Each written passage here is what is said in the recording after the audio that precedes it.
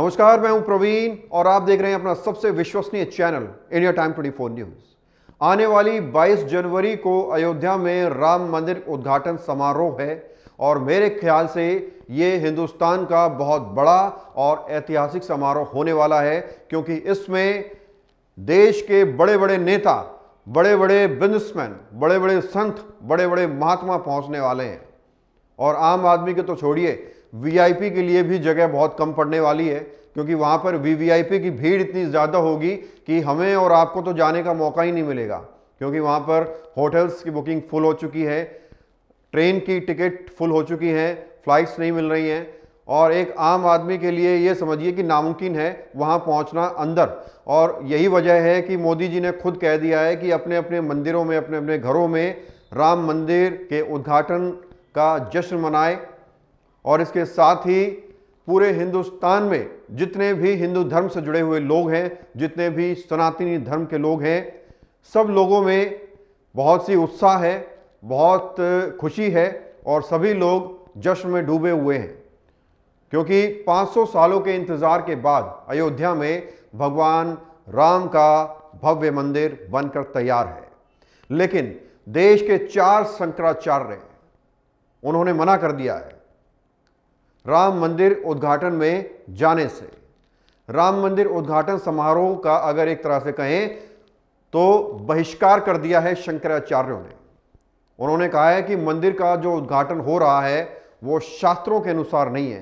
अब आप सब लोग जानते हैं, हम भारत देश में रहते हैं और भारत में जिस तरह से देवी देवताओं को पूजा जाता है, तुलसी पूजन किया जाता है, पानी की पूजा की जाती है, मिट्टी की पूजा की जाती है, पत्थर की पूजा की जाती है, ऐसे देश में माना जाता है कि जब कोई शुभ काम होता है तो वो शास्त्रों के मुताबिक होना चाहिए।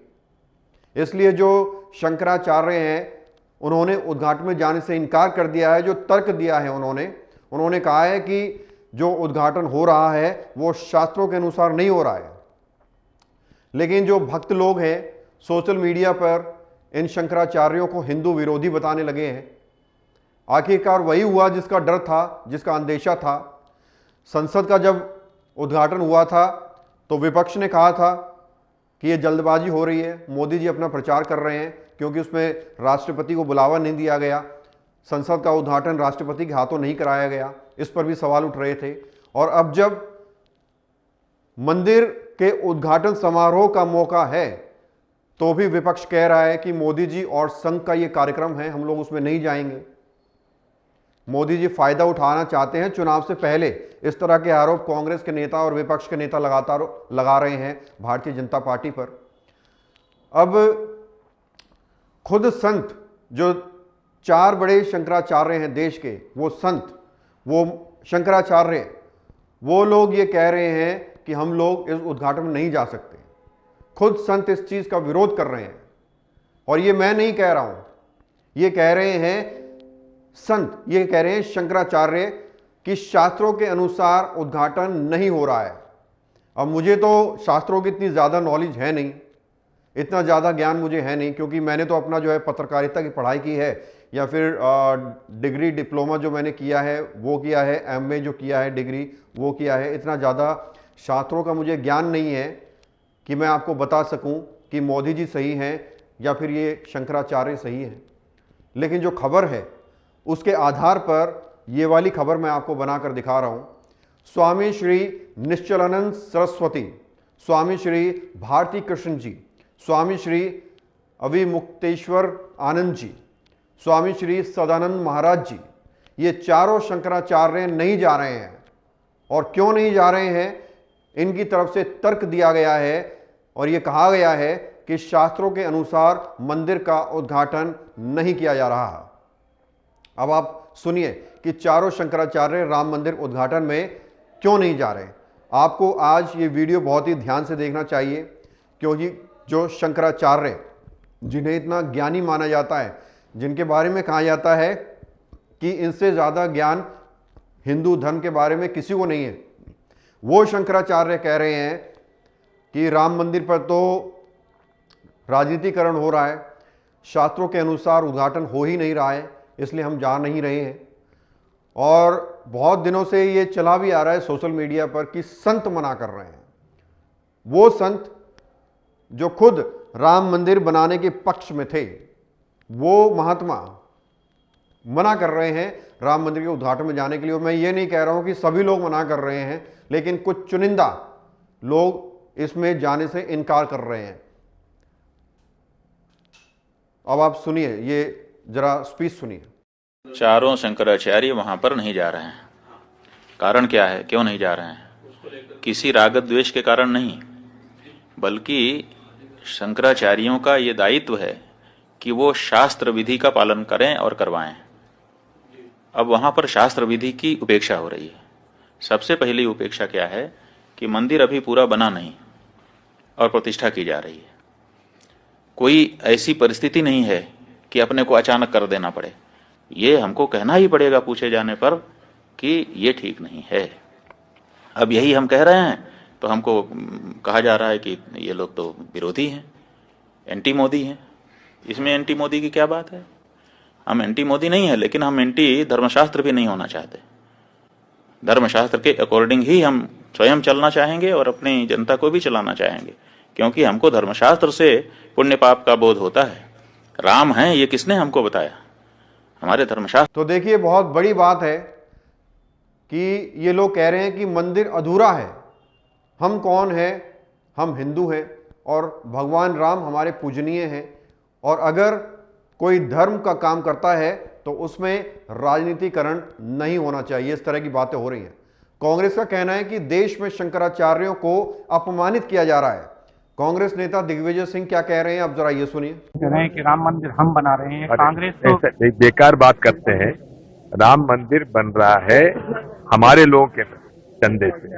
हम लोगों ने सबने चंदा दिया है, और हमारी ये घोर आपत्ति है कि अपमानित किया जा रहा है हमारे शंकराचार्य जी को, हमारे रामनंदी संप्रदाय को अपमानित किया जा रहा है। विश्व हिंदू परिषद ने कौन सा ठेका ले लिया धर्म का? उनका क्या अधिकार है इस राम मंदिर पर?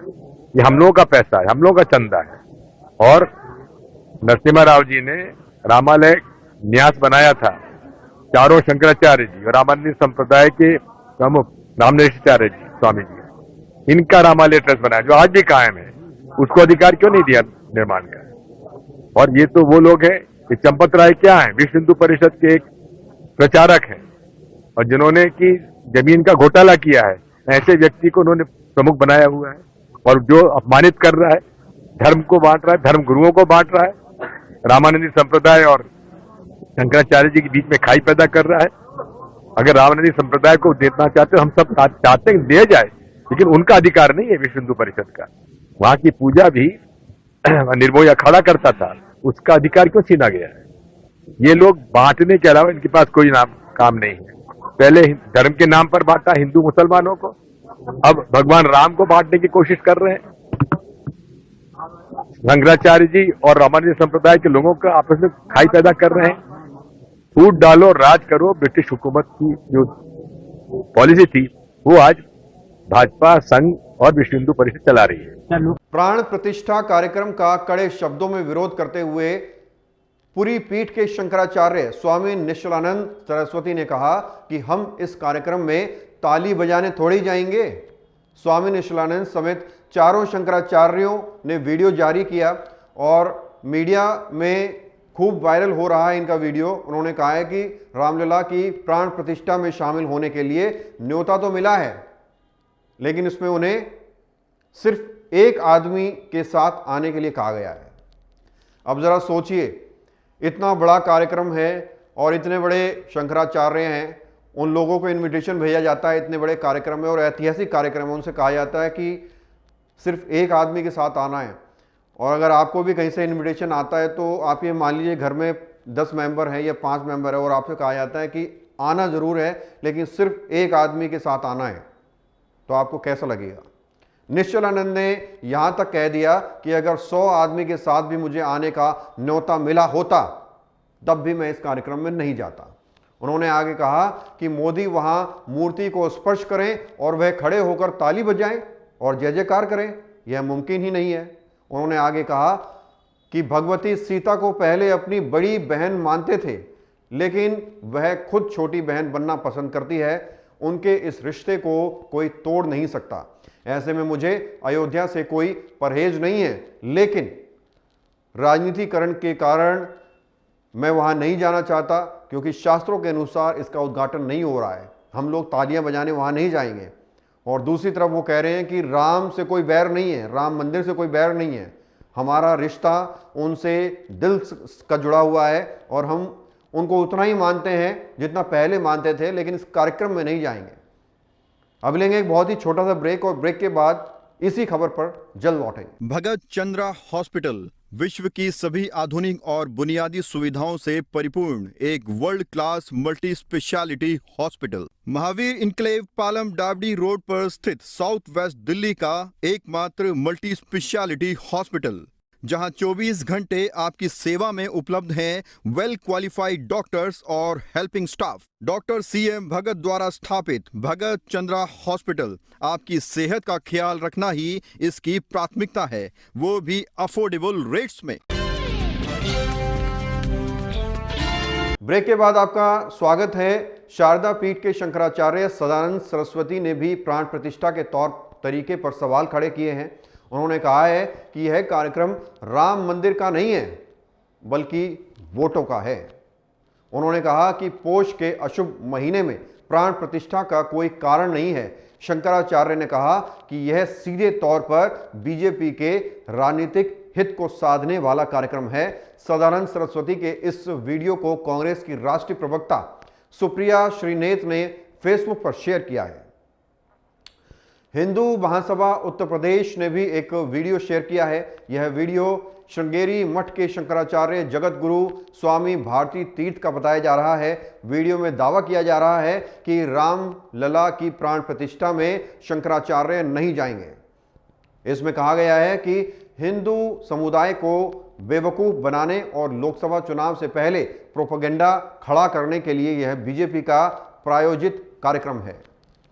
तो इस तरह की बातें मीडिया खबरों में और सोशल मीडिया पर हो रही हैं।